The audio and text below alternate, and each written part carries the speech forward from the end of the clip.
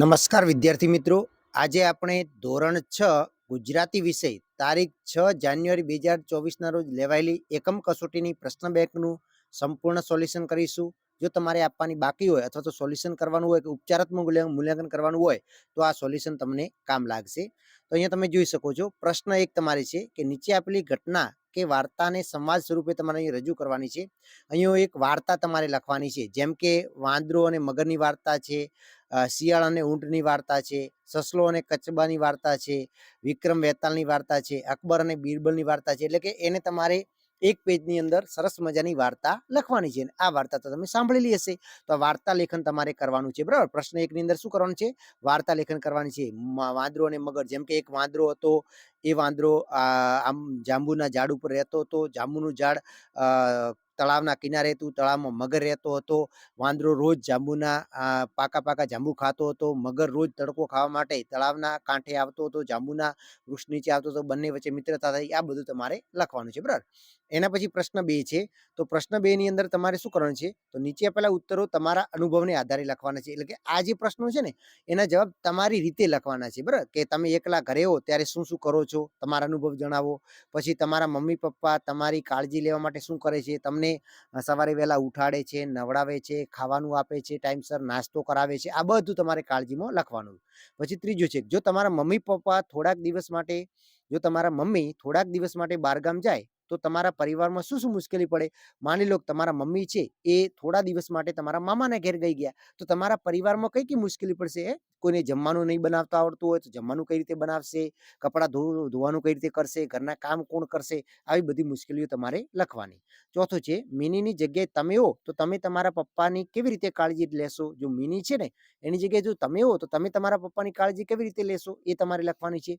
પછી મારા પપ્પા વાર્તાને આધારે તમારા પપ્પા વિશે 5 વાક્યો તમારે 5-7 વાક્યો તમારે લખવાના છે. તમારા પપ્પા કેવા છે, તમારા પપ્પા કેવા છે, એ વિશે તમારે લખવાનું છે. બરાબર, એના પછી પ્રશ્ન 3 ની વાત કરીએ તો વાક્યની અંદર કૌંસમાં આપેલા શબ્દો યોગ્ય પસંદ કરીને વાક્યના અંતે મૂકવાના છે. જેમ કે અહીંયા પહેલું વાક્ય છે કે મિની હંમેશા નાચતી કૂદતી. તો મિની હંમેશા નાચતી કૂદતી, તો નાચતી કૂદતી ક્યારે હોય? તો કે આનંદિત હોય ત્યારે. તો આ વાક્યની પાછળ શું આવે છે? તો કે આનંદ આવે છે.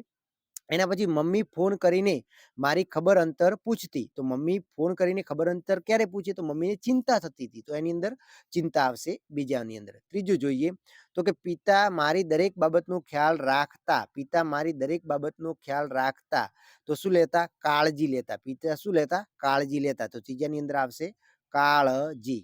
એના પછી ચોથું છે કે તેઓ ઘડીભર તો આભા બનીને અમારી સામે જોઈ રહ્યા. તો કે વિસ્મય. શું આવશે? વિસ્મય આવશે આની અંદર. પછી વર્ગના બધા જ તેની હાંસી ઉડાડતા. તો વર્ગમાં બધા જ તેની હાંસી ઉડાડતા એટલે કે મસ્કરી કરતા. શું કરતા? તો કે એની અંદર મસ્કરી આવશે.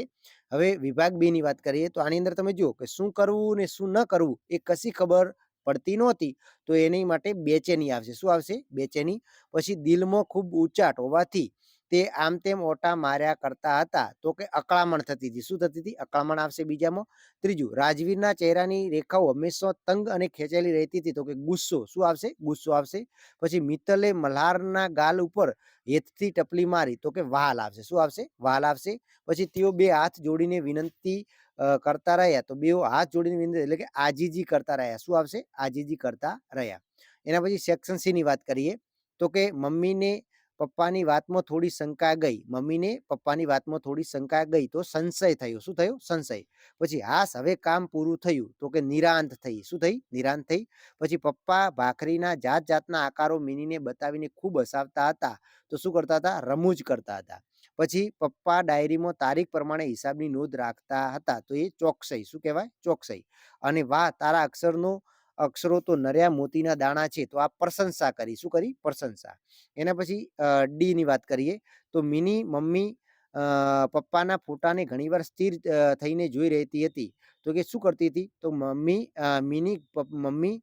મિની મમ્મી પપ્પાના ફોટાને ઘણીવાર સ્થિર થઈને જોઈ રહી હતી. તો શું થતું હતું? તો કે ઘણીવાર સ્થિર થઈને જોઈ રહેતી હતી એટલે કે એનામાં જિજ્ઞાસા હતી. પછી મિની ઘરે એકલી જ રહી. એને ન તો કોઈ બહેનપણીને બોલાવી કે ન તો ટીવી જોયું. તો કે એકલતા. શું કહેવાશે? એકલતા કહેવાશે. પલકે મેળામાં જવું છે એટલે જવું છે એવી હઠ લીધી તો એને જીદ કહેવાય. શું કરી? એને જીદ કરી કહેવાય. પછી ચોથું છે, મિનીએ પોતાના મનમાં ઉભરો પિતા પાસે ઠાલવ્યો. તો શું કર્યું? તો કે પિતા પાસે ઠાલવ્યું તો કે આવેશ કર્યો. શું કર્યું કહેવાય? એને આવેશ કર્યો કહેવાય. એના પછી જિજ્ઞેશને હંમેશા નવું નવું જાણવાની ઈચ્છા થતી હતી.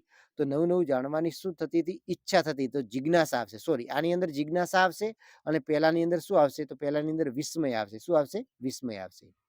હવે આગળ જોઈએ.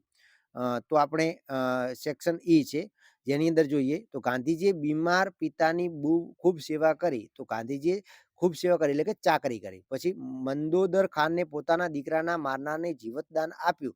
તો એને શું કરી કહેવાય? ઉદારતા કરી કહેવાય. શું કહેવાય? ઉદારતા. પિતાની વાત સાંભળી હું ખૂબ નિરાશ થયો. તો કે હતાશ થયો. નિરાશ થવું એટલે હતાશ થવું. ફકીરે ગરીબની દુઆ સાંભળી. તો કે ફકીરે ગરીબની દુઆ સાંભળી એટલે કે યાચના આવશે.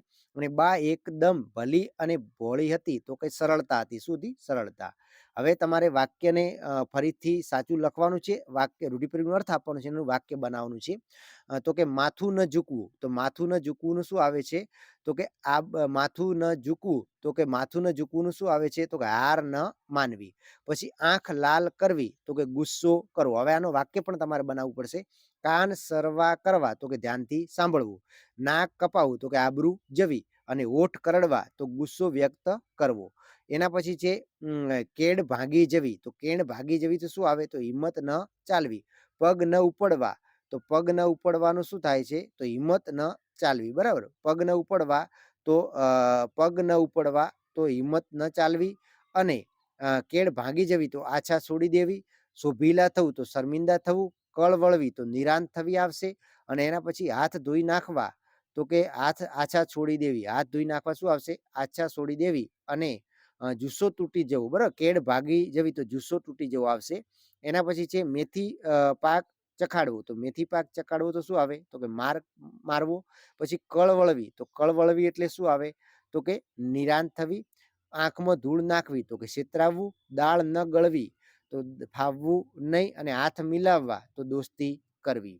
એના પછી છે હથેળીમાં ચાંદ દેખાડવો. તો કે હથેળીમાં ચાંદ દેખાડવો એટલે કે લાલચ બતાવી. પછી હૈયે ઢાઢક વળવી. તો કે હૈયે ઢાઢક વળવી એટલે કે શાંતિ થવી. શ્રાવણ ભાદરવા વરસવો. તો કે એ ચોધાર આંસુએ વહેવા. ગળે ઉતરવું. તો કે સમજાવવું. અને મૂછ મરડવી તો અભિમાન કે સુરાતન બતાવવું. એના પછી છે પેટનું પાણી ન હલવું. તો પેટનું પાણી ન હલવું તો એનું શું થશે? તો કશી અસર ન થવી. શું આવશે? કશી અસર ન થવી. પછી એકના બે ન થવું. હવે એકના બે ન થવું એટલે શું આવશે? તો વાક પર મક્કમ રહેવું. પગે પાંખો ફૂટવી. તો પગે પાંખો ફૂટવી તો શું આવશે? ખૂબ જ ઉત્સાહમાં આવી જવું. અને લોઢાના ચણા ચાવવા તો અત્યંત મુશ્કેલ કામ હોવું. અને ગળે ડૂમો બાજી જવું તો કે ગળગળા થઈ જવું. એના પછી છે તમારે ક્રિયાપદ અને ક્રિયા વિશેષણ ક્રિયાનો કરનાર અને ક્રિયા દર્શાવનાર પદ ઓળખવાનો છે. જેમ કે અહીંયા પેલું છે મધમાખી પુષ્પો પરથી મધુર રસ એકઠો કરે છે. તો એકઠો કરે એ શું છે? ક્રિયા દર્શાવનાર. અને મધમાખી શું છે? તો કે ક્રિયા કરનાર છે. બરાબર. એવી રીતે પપ્પા એ ક્રિયા કરનાર છે. અને હસાવવા હસવું એ શું છે? તો ક્રિયા દર્શાવનાર પદ છે. પછી મમ્મી પપ્પાના ફોટાને ટીના આશ્ચર્યથી જોઈ રહી. તો જોવું એ ક્રિયા દર્શાવનાર છે. અને ટીના એ શું છે? તો ક્રિયા કરનાર છે. પછી ડોક્ટરે પરેશભાઈનું મોં તપાસે છે. તો ડોક્ટર એ ક્રિયા કરનાર છે. અને તપાસે છે એ ક્રિયા દર્શક શબ્દ છે. પછી સંજય પુસ્તકના પાના ઉથલાવ્યા. તો સંજય એ ક્રિયા કરનાર છે. અને ઉથલાવવા પાના ઉથલાવવા એ એની ક્રિયા દર્શાવનાર પદ છે. પછી ટીનુની નોટ જોઈ ટીકુએ ટીખળ કરી. તો ટીખળ કરવી એ ક્રિયા દર્શાવનાર પદ છે. અને ટીનું નોટ ટીકુ શું કરે છે? તો કે ક્રિયા કરે છે. પછી ઝવેરચંદ મેઘાણીએ પુસ્તક લખ્યું. તો લખવું એ ક્રિયા દર્શાવનાર પદ છે. અને ઝવેરચંદ એ ક્રિયા કરનાર છે. કસ્તુરબા હસીને બોલ્યા. તો હસવું એ ક્રિયા દર્શાવનાર છે. જ્યારે કસ્તુરબા એ ક્રિયા કરનાર છે. પછી દાદીમાએ વાર્તા કહી. તો વાર્તા કહેવી કહેવું એ ક્રિયા દર્શાવનાર છે. અને દાદીમા એ ક્રિયા કરનાર પદ છે. તો રવિશંકર મહારાજે ઉપવાસ કર્યો. ઉપવાસ કરવો એ ક્રિયા દર્શાવનાર છે. અને રવિશંકર એ ક્રિયા કરનાર છે. હું ગુરુજી પાસે જાઉં છું. તો જાવું એ ક્રિયા દર્શાવનાર છે. અને હું એટલે ક્રિયા કરનાર આવશે. તો આવી રીતે તમે ફટાફટ વિદ્યાર્થી મિત્રો એકદમ ઈઝી છે લખી શકશો.